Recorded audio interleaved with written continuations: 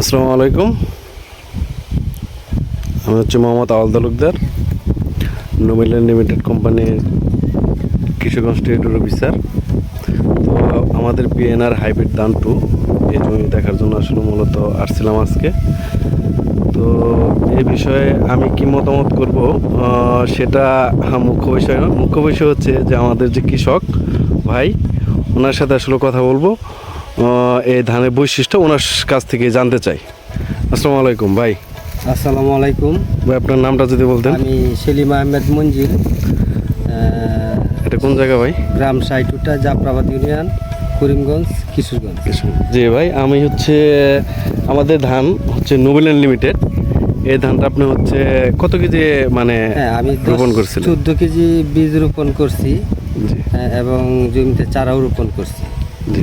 তো অনেক বছর দীর্ঘদিন ধরে আমি তো প্রাইভেট করি, তারপরে এইবার মনে করলাম যে অন্যরকম একটা ধান নেই, জি। তাই বিএনআর হাইব্রিড ধান প্রাইভেট ধান 2 সেটা নিলাম। এবং দোকানদার ভাই বলল যে ধানটা ভালো। দোকানদার হচ্ছে আমাদের কিশোরগঞ্জ থানা থেকে আমানত বীজ ভান্ডার থেকে নেওয়া হয়েছিল। জি, আমানত বীজ ভান্ডার থেকে।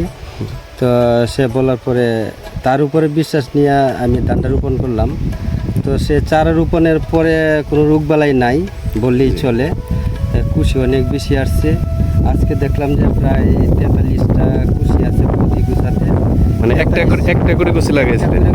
তার মধ্যে 1টা থেকে 43টা কুশি বের হয়েছে। জি জি। হ্যাঁ জি। তারপরে আজকে বললাম যে 43টা কুশির মধ্যে এই 43টা চড়াই আসছে। তা আমি মনে করি যে অন্য প্রাইভেট ধানের চেয়ে আমার মতে এটা ভালো হয় আর কি। আপনি এর আগে কি এরকম নজির দেখছেন যে 43টা? এর আগে আর অনেক প্রাইভেট করছি, তো তার আগে আর কখনো এরকম আমি দেখি নাই।